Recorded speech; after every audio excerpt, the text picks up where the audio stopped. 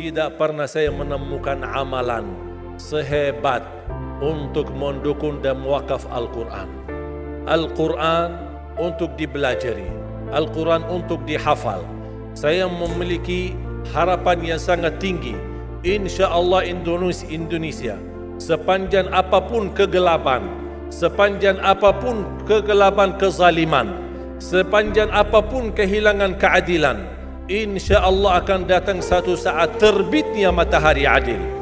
Dan InsyaAllah Indonesia akan menjadi negara Al-Quran. Saya bisa meyakinkan gitu karena saya telah merasakan bagaimana di Turki. Turki negara sekuler yang ratusan tahun serangi Islam, ratusan tahun menabaikan Islam. Tidak boleh kumandangkan azan dalam bahasa Arab, tidak boleh ada rumah tahfiz, tidak boleh ada pesantren, tidak boleh belajar agama, tidak diberikan anak-anak kita bisa belajar dalam sendirinya Al-Quran.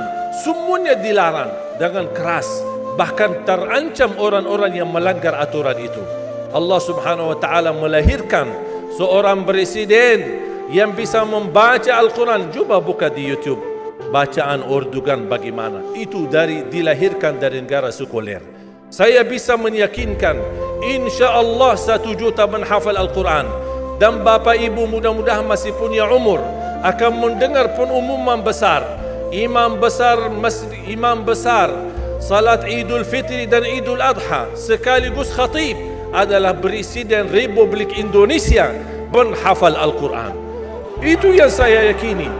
Dan saya tidak pernah merasa lelah. Dan saya selalu berkata sama istri, kalau saya mati itu pun karena saya bersama Al-Quran. Wallahi jamaah sekalian, yang bersama Al-Quran tidak akan merugi. Berkah rizkinya, berkah umurnya, terjamin kebahagiaan. Allah Subhanahu wa taala hanya minta satu, berkenan bersama Al-Quran di dunia. Apa yang kita dapat? Apa yang akan dibalas? Akan Al-Quran temani kita di dunia, akan temani kita saat sakaratul maut, akan temani kita di kuburan membela kita, akan menemani kita saat kita dibangkit oleh Allah, akan menemani kita saat hisab, akan menemani kita saat berjalan di atas sirat yang sangat tipis dan panjang, bahkan tajam jalanannya. Begitu sampai ke surga, apakah Al-Quran melepas? Tidak akan melepas. Al-Quran masih berkenan, padahal kita hanya cuma sekali berteman sama Al-Quran di dunia. Dia begitu luar biasa panjangnya bertemanan sama kita sampai ke surga. Bahkan akan temani kita masuk surga. Sebagaimana bersabda Rasulullah SAW, yuqalu liqari'il Quran, ahlul Quran di dunia yang kesibukannya baca, kesibukannya hafal, tidak membuangkan waktu sia-sia, selalu bersama Al-Quran. Allah suruh dia, bacalah dalam surgamu, naik derajatmu. Baca, naik lagi, tambah lagi baca, naik lagi. Sampai di posisi mana pun anda berhenti baca, disitulah posisimu di dalam surga. Bagaimana kata Siti Aisyah di riwayat Imam Muslim, jumlah tingkatan-tingkatan dalam surga Allah sesuai jumlah ayat Al-Quran. Oleh karena itu tidak ada yang lebih tinggi di dalam surga Allah daripada Ahlul Quran. Cukuplah bahagia Ahlul Quran ketika di hari kiamat dipanggil. Semua manusia dibangkitkan oleh Allah. Malaikat memberikan pengumuman, mana Ahlul Quran? Berdiri, rapat, berdekatan. Mereka maju, mau bawa kami ke mana? Kalian terpilih menjadi orang yang terdekat sama Allah. Karena Ahlul Quran adalah keluarga Allah Subhanahu wa ta'ala. Bukan hanya kita sendiri yang mendapatkan anugerahnya dan manfaatnya. Semua keluarga kita, termasuk orang tua kita dan orang yang ada di sekitar kita. Makanya jemaah sekalian, kalau anda gagal penghafal Al-Quran, anakmu pun gagal penghafal Al-Quran, jangan sisahkan walaupun saham menjadi saksi baik di hadapan Allah.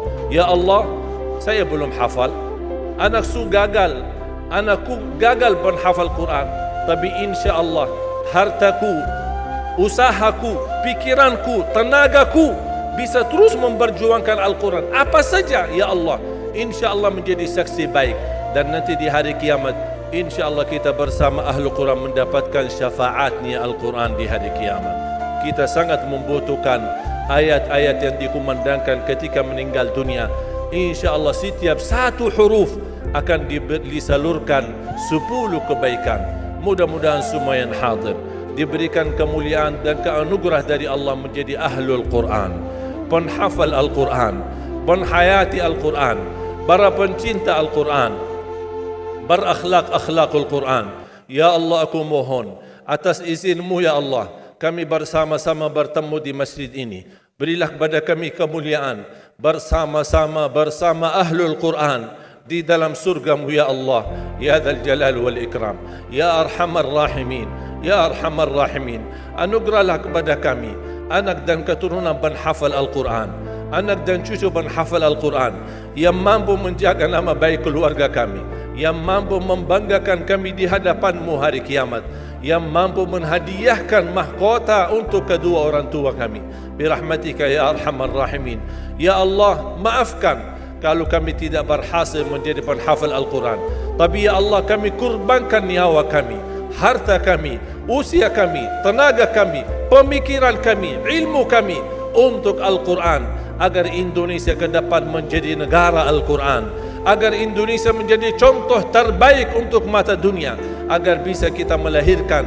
Karena saya meyakinkan ya Allah, dan kami semua meyakinkan, terjamin masa depan Indonesia baldatun tayyibatun wa rabbun ghafur kalau selalu bersama Al-Quran. اغفر لنا ولوالدينا ولجميع المسلمين والمسلمات والمؤمنين والمؤمنات الأحياء منهم والأموات. ربنا آتنا في الدنيا حسنة وفي الآخرة حسنة وقنا عذاب النار.